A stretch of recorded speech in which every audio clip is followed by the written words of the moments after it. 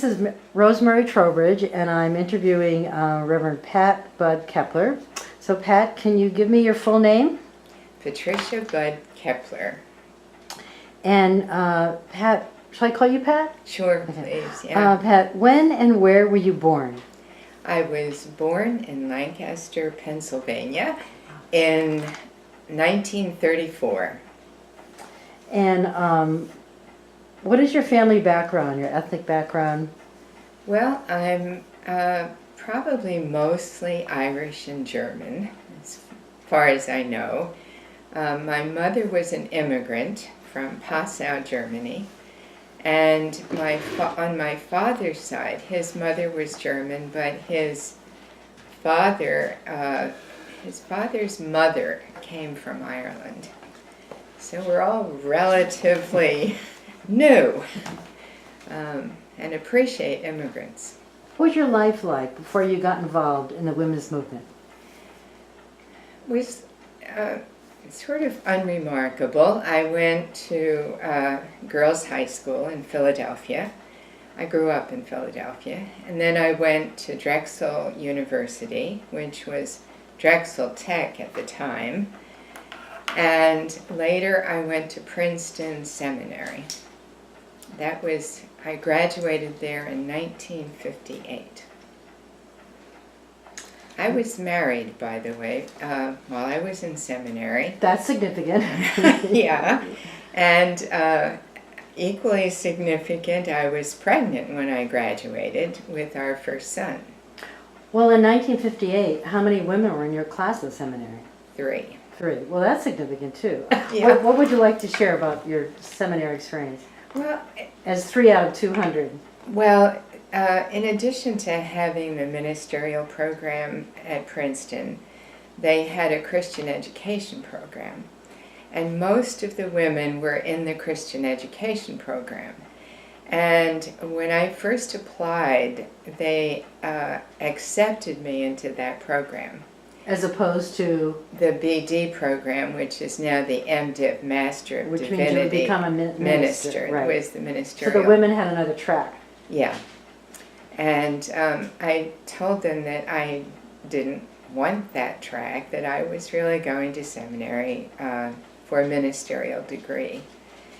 And so I went in for an interview with the associate dean, and he eventually let me in, but conditionally. And what was the condition? That I was able to handle the work. Partly because, in their defense, I had a business degree from Drexel, and most people going to seminary come from a completely liberal arts background with majors in religion and philosophy and English, and I majored in business. So, interesting. Yeah, but they let me in, and I loved it. Super. So, anything else you want to say about your life as a minister before you got involved in the women's movement? Yeah, my first job actually was as the pastor of an African American church in rural New Jersey. My husband was pastor of a middle class church right nearby. And this African American church needed a pastor, and they couldn't find any African American ministers. And my husband volunteered me. And the first day I went, there was one person there, a man, one of the elders, and said, well, they sent me to preach. We'll have a service. And we did. And from there on, it grew. I was there for 7 years. It was wonderful. That's true. And I have to tell you a little story related to that. Yeah. One of the teenagers in the group was Eleanor Giddings, who then became Ivory. And I just, the other day, got a book from her. She went on to become a minister. She was at Harvard when I was. and she has written a book about her life. Wow. Yeah. I'm sure you're inspiring to her. Well, she was inspiring to me. It was very exciting. So how did you get involved in the women's movement? Well, after that church, we went to Florida and then back to Philadelphia, and I was hired to be the director of women's program for the Board of Christian Education at the National Presbyterian Church. When was that? Do you know what year That was around 1967 or something, yeah. And so the first year that I was there, I was working with United Presbyterian Women. There were three of us who were staff people for National Presbyterian Women. And in that first year, a report came to our General Assembly, which is our governing board at the national level. It was about women's place in society. And they didn't know where to put this report. So somebody suggested that it come into my office. And so from that time on, I became the staff person for what became the task force on women of the Presbyterian Church. I think we were one of the early task forces on women during the Women's Liberation Movement days. I know in your book you talk about bringing a report to the General Assembly at some point. I think it might have been later. Was No, it? well, we And, brought... and the response was one that shocked you. Well, we had... the Presbyterian Church in those days, at the national level, was very liberal and had responded very favorably to the civil rights movement. And the first year, so we brought a report. The commissioners at the assembly vote on reports, and the church takes stances, right? So we brought a report about women's place in the church and sexism. And the reaction was like this twitter, this kind of laugh from the commissioners. And it was really quite remarkable. There weren't a lot of women representing various districts at that point in time. And not all women understood the women's movement either. But as we were giving this report and people were laughing, we could see women around the edges who were on the staff and connected in various ways to the Presbyterian Church coming to life. So, okay, so back to the women on the edges. Going to go back to... Yeah, a lot of people, that was a conversion experience for them. You could see it in their faces. You could see in their faces, and later on talking with them, you could see that they were now on board. And it was because of the information, but also was it because of the reaction, people laughing? It was the reaction of people laughing. And mostly men laughing. Yeah. Yeah.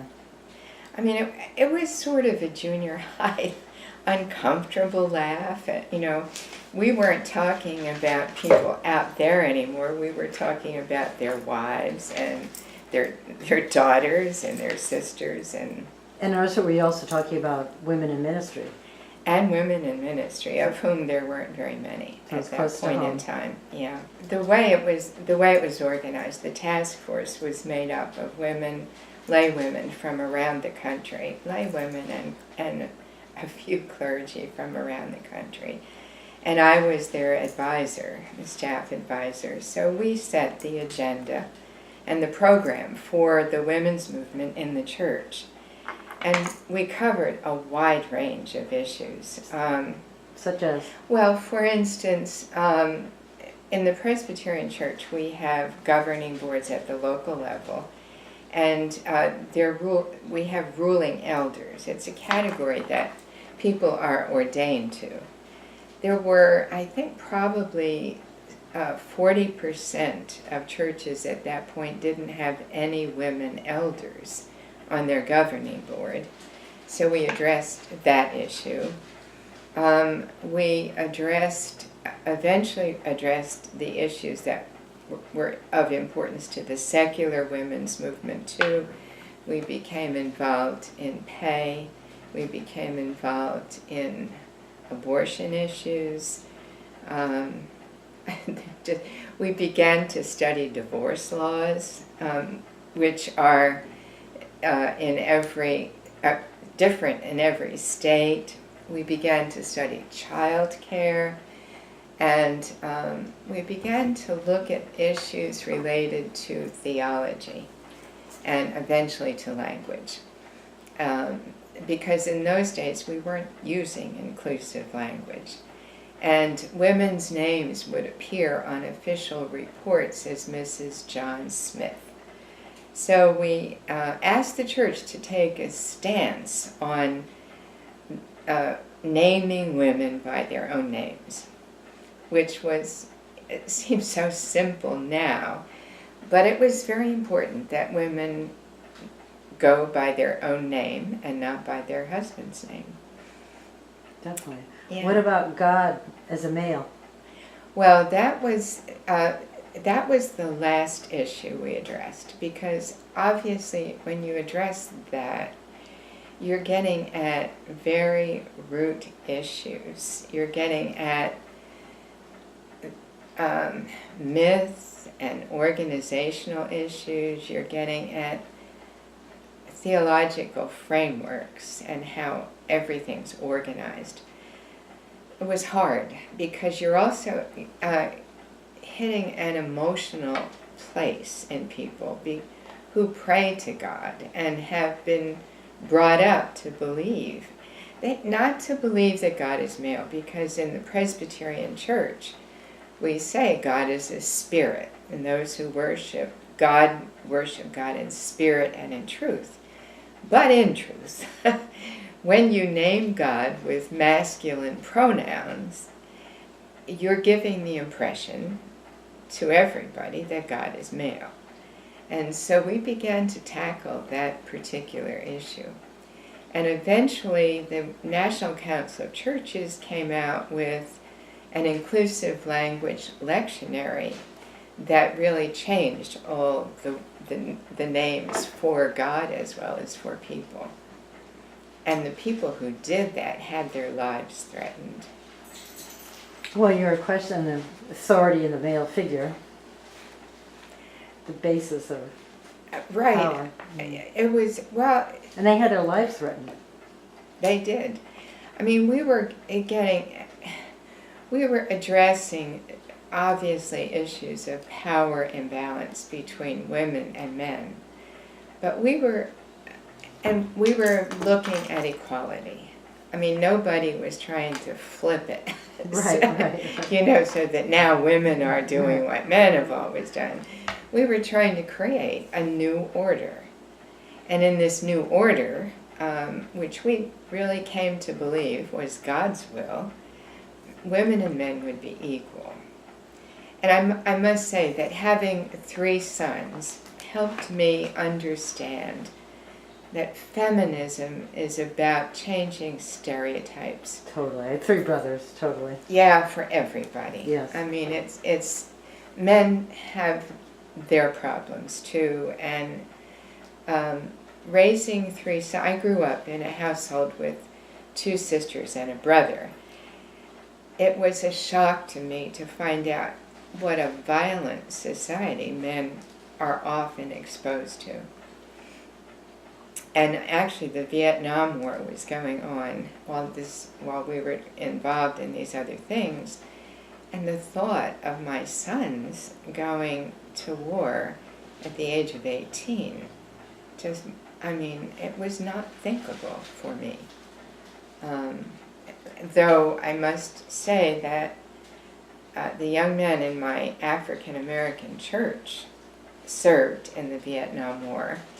And even though people from one family were not supposed to go at the same time, one of our elders had 3 sons serving at the same time. How did that happen, I wonder? I don't know, they were drafted. I mean, the draft was in place during well, there was a draft, and then there were the people like my 3 brothers who are managed one way or another to avoid that. Yeah, my sons were a little young. One of Yeah. them signed up as a conscientious objector. The others did not. They had to register. Yeah, they were too young. Yeah. Yes, that was not a fair system. What issues were of greatest concern to you within the realm of issues that you worked on? Oh my. The issues snowball. So we began, obviously, interestingly enough, the ordination of women was approved by the Presbyterian Church in 57. I graduated in 58. So the issue of women's ordination had been resolved by people before us. But at 57, it took a while. Yeah. But then the issue of women's employment in the church loomed large, because it was one thing to ordain women, it was another thing to have them employed. So we actually established an organization called Church Employed Women, which was our minor version of a labor union. But it also included church secretaries and musicians and educators. And some of those women did not have pensions and were not included in the Board of Pensions, which is our pension service. And they didn't have Social Security. So we worked on all of those issues. So one issue leads to another, leads to another. Everything's connected. Yeah, and then after we got into women, and then we addressed lay women's leadership in the church, and began to look at the issue of minority women, and we finally established a program called Women in Leadership, and we hired an African American woman as one of the co-staff people for that. She happened to be Mary Kenyatta, who was the wife of Muhammad Kenyatta, who had stormed the Presbyterian Church the year before demanding reparations for blacks.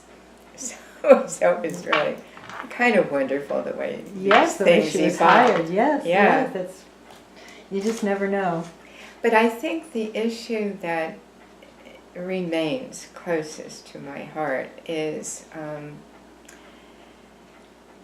somehow or other changing theology, changing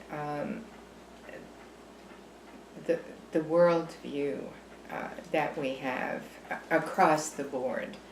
I mean, dealing with the whole question of power. And it's not just that God is not male, God is not a human being to begin with, but God, we have gotten used to saying God is all-powerful, all-present, all-wise, and we have begun to question those concepts, that maybe power is shared with people, positive power, not just negative power. I mean, clearly we have the power to blow up the world as human beings. But I see the women's movement as part of a creative process for good and for change, and for making the world a better place, and addressing issues such as peace and war. And I've also come to believe that it's time to bring all of the movements together. The LBGT issues, minority issues, peace issues, women's issues, these need to be joined now so that we can work together, because I think we are in a difficult place. Yes, more effective. I mean, we all need to own one another's movements. Yes. And do you see, if I understand what you're saying, that the Spirit of God is the good that all these groups do to make the world a better place? Is that what you're saying, the theology? Am I understanding that?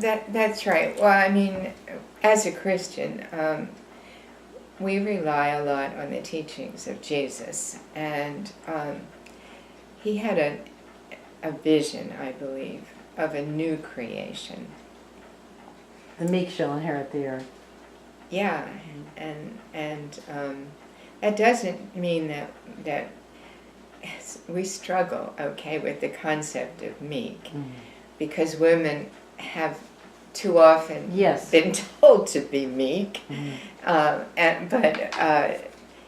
meek in the sense of not power over, but power with. Yes. Yeah. And I like that part of your book when you talked about that. Yeah. Yes. It's not a new concept. A lot of therapists and psychologists have emphasized that too.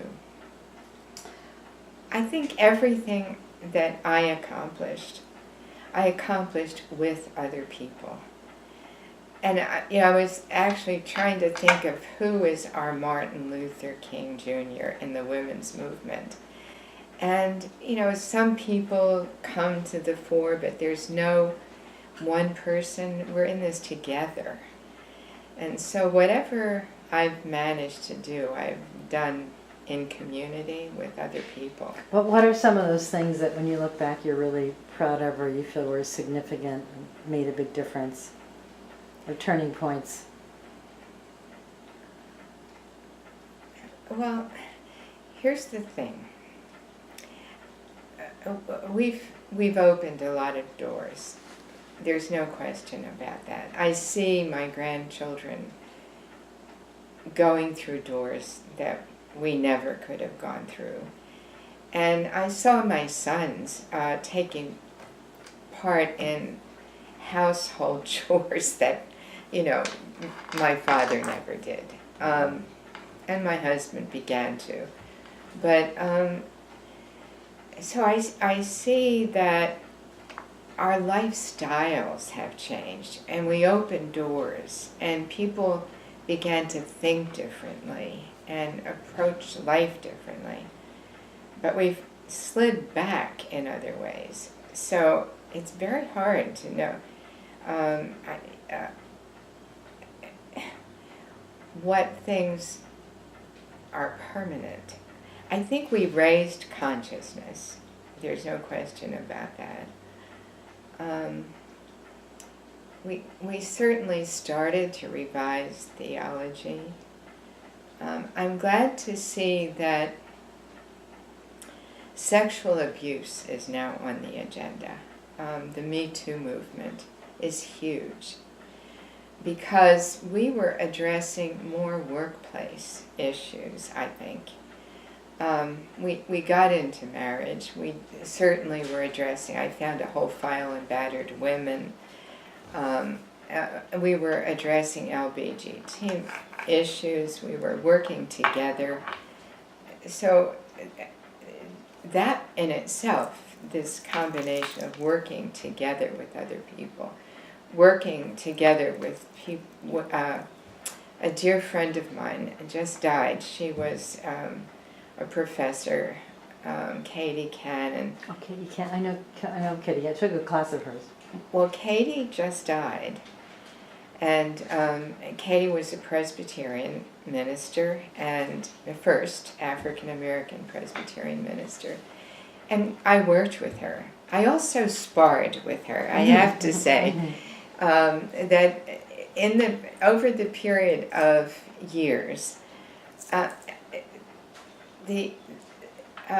getting the women's movement on the agenda alongside of the civil rights movement wasn't always easy.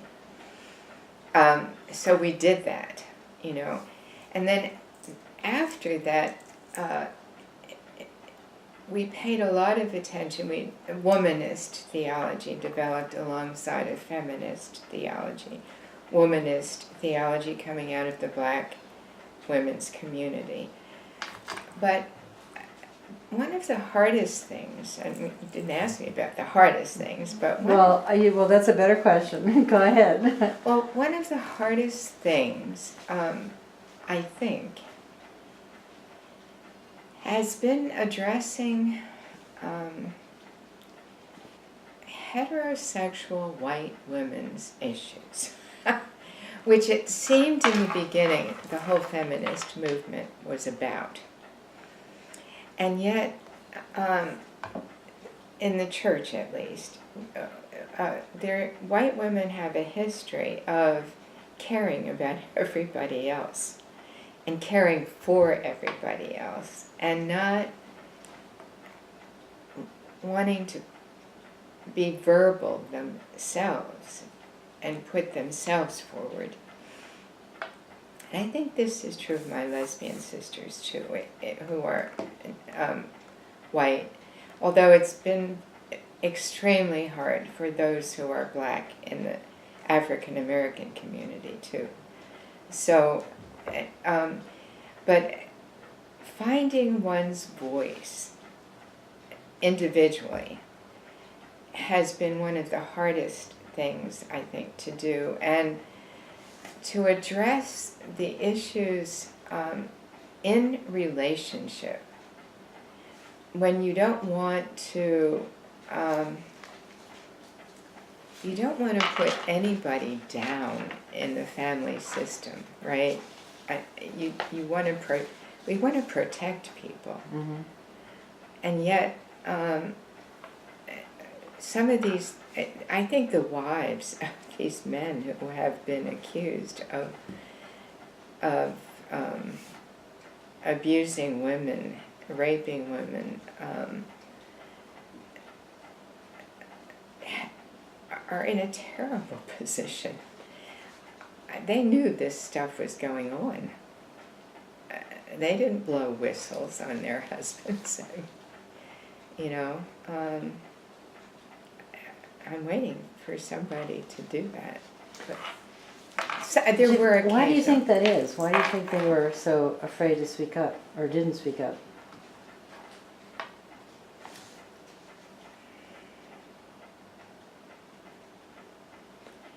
You know, I think there's a very deep instinct to support, protect, and forgive. You know, and I must say, this is going a little aside, but I respect Hillary Clinton for taking the stance she did. I would also have respected her if she took a different stance. You mean vis-a-vis Bill Clinton? Vis-a-vis Right, Bill Clinton. Right. You know, and I must say that Bill Clinton was the one on whom the whistle blew, but there were all presidents before him who got away with it, and it wasn't the thing, you know. So I just think intimate relationships are very difficult to address. And I think another reason why I noticed in Eleonora's book, my friend who is a pastor, well actually she's retired now, but she wanted to protect her children. So when she was talking about issues in her marriage, she checked with them because she wanted to be sure that she wasn't doing something that would be harmful to them. And It's complicated. It is very complicated, yes. Wow. Well, that leads into the next one. How has your involvement in the movement affected your later life, personally and professionally? Well, for one thing, once you're a feminist, I think you're always a feminist. I mean, I am a feminist, period. I mean, that's, so that affects everything I do and how I see the world. And I was president of the Women's Coalition for the Third Century. I was co-president with Wilma Scott Heidi. By the way, that's another thing that means a lot to me, which is the relationships that women in the church established with women in the secular movement. And I also have to say that the church has gotten a bad rap. I just want to add that Wilma Scott Heidi, she was president of NOW. I think she maybe was the third president, but was she president when you were working with her or afterwards? I think it was after, but she had, I think she may have served for 2 terms. And you're talking about, I don't want to get off the track here, but just at some point you did start the religious task force on the national NOW level. Yeah, Joyce Slayton Mitchell and I were involved in that at one of the national meetings. It was a lot of fun. Yeah, so we were very involved with NOW. And Wilma, Wilma and I used to speak together. We traveled all over the country doing this stuff. The Coalition for the Third Century. Well, before that, she Okay. was involved with the Presbyterian Church. Okay, She had wanted to be a minister when she was young, interesting. and they told her she should see a psychiatrist. So when we traveled, she got a kick out of saying that I was a minister of the church, and she was a minister of the truth. Oh, that's wonderful. Yeah. That's wonderful. So was that traveling done as part of the religious task force of NOW that you were traveling together? No, Or with the church? we were invited to speak Okay. on college campuses, Okay. among other things, and at various church gatherings around the country. And what was your role that people were inviting you? Well, How did they find you? How did they know about you? well, of course, I was staff person for the task force on women of the Presbyterian Church when I first was involved with Wilma. And then when I went to Harvard Divinity School as director of ministerial studies, I was president of the Women's Coalition for the Third Century. So I had some visibility at that point, and Harvard gives people visibility. And how did Wilma Heidi connect up with you during that period? Well, once we had connected, we were good friends. Okay, so you were partners in crime. We were partners in crime. That's excellent. You need a partner in crime. It was much more fun. Yeah. So when I asked you the question, how was your involvement in the movement affect your later life, personally and professionally, but you were always a feminist, so throughout your life you're a feminist. And oh, yeah. And when I left Harvard, I became pastor of a local church. And that's where the rubber hits the ground, because then we had to decide, do we use inclusive language in worship? How do we negotiate this with people who haven't gone through the steps that we've gone through, and who aren't on the same page? And it was sometimes a little dicey. But we ended up using an inclusive language hymnal, and whenever I preached or read from scripture, I used inclusive language. And the thing was that everybody followed their own conscience when they were reading or participating. That's how we ended up doing it. Yeah.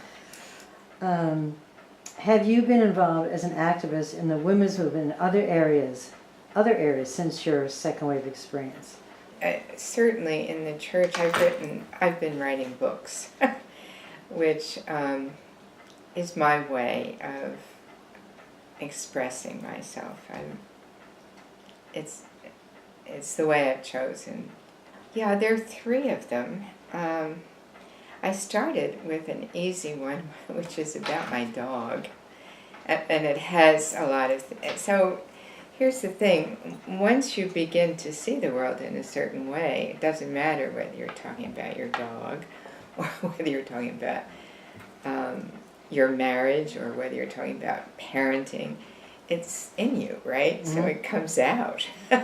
Right, it's a So philosophy. It's The yeah, belief, exactly. right, right. It's part of you. It's total. So it's in all my books. The hardest book to write, and the one I would revise, I think, and it may be out of date, maybe not, is Work After Patriarchy.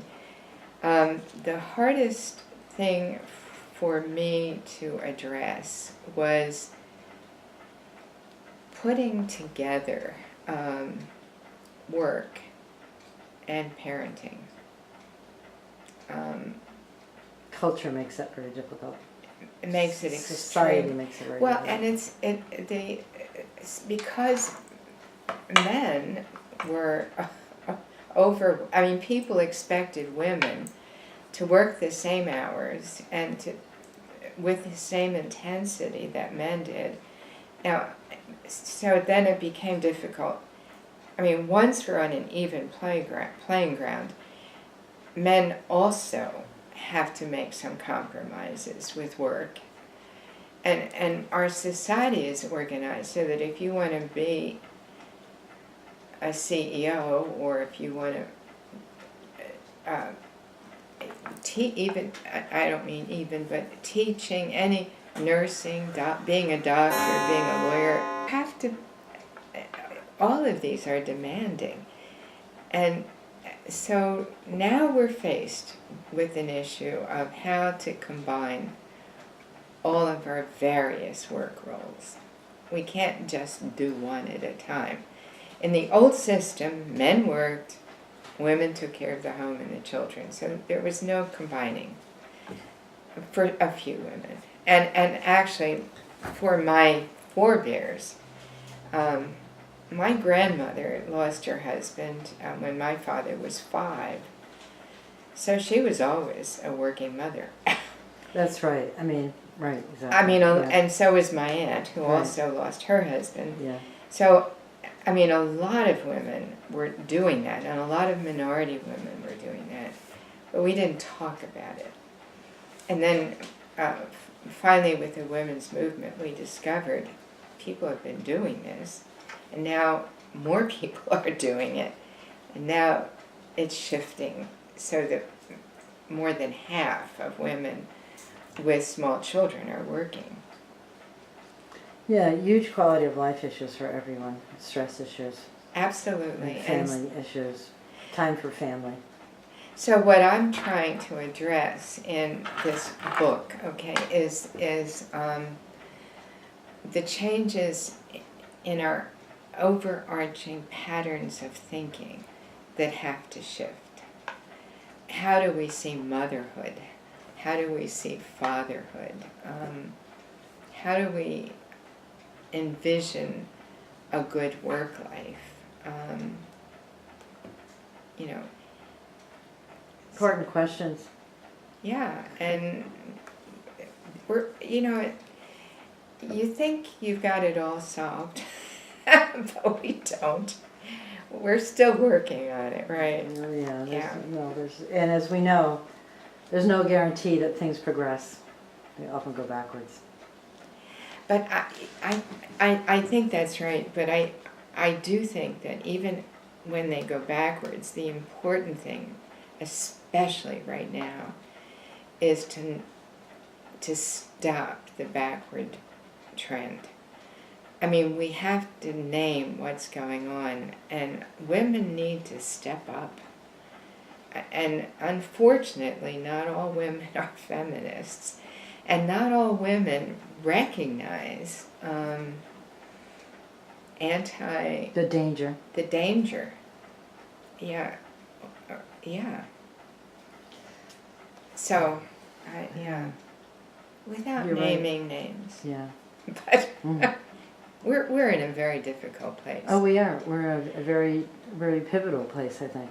Yeah, and actually, Black Americans are facing it first. But, women are not going to escape. No. Black women aren't escaping. No. Yes. Their sons are being shot. Of course. Yeah. When I was just driving over here, there was something on BUR about that. Well, that was involved a black woman being stopped by the police, and someone came by to comfort her. It was actually the mother of the woman who was killed in Virginia in that right-wing event. And the black woman who was just kind of berated by the police, she was terrified. I think she thought she was going to be killed. You could just hear it in her voice. She couldn't breathe. It was for a parking incident. There's this whole alt-right and white supremacy is coming out of the woodwork. It's been there, but it's coming out of the woodwork, and it's... President has just opened up the door. The door has, and invited them in. We need to stop. Yes. Yeah. Okay, 2 more questions. Are you currently involved as an activist? Well, my mind is involved as an activist. That's for sure. I'm old enough to be slowing down a little bit in terms of, I don't march, I don't go to demonstrations and that kind of thing, although I could at some point, but that's not my form of activism at the moment. Well, activism takes many forms. It does, and I think it takes all of us doing whatever we're comfortable with and whatever we actually enjoy doing. Of course. Yeah. And doing this interview is important for history. I appreciate your doing this, Rosemary. I'm having a great time. I'm delighted to find you. It's wonderful, and we will continue after this too. Anything else relevant that we haven't covered? I'm sure there is, but I think probably this is good for now. Speaking. Well, you'll have a chance to edit this, so if you wanted to add something you forgot, you can do that. Okay, I can't think of anything right now, but thank you so much. Oh, well, thank you. It's been a pleasure getting to know you. Okay, we're back with a question about the International Women's Movement. So go ahead. Well, after we stopped talking, I just realized that we need to mention the fact that 1975 Mexico, right? Yeah, this is an international movement, and the UN had a meeting both in Mexico and then later, I think it was in Nairobi, I'm not sure. I was there in Mexico. In 1975. In 1975. Yes. And women from all over the world were addressing these issues. And of course, women's issues differ according to where they are located, on to what their issues are in their native countries. But we had a worldwide agenda. And later, I've been fortunate to be able to go to Kenya and meet women who are working on gender issues in Kenya, and also women working in the Middle East. I've worked with Muslim women who are addressing Palestinian issues, and Jewish women who are trying to connect with the Muslim women who are working on these issues. So we're worldwide. Totally. Yeah, and it's a small world. Yes, yes.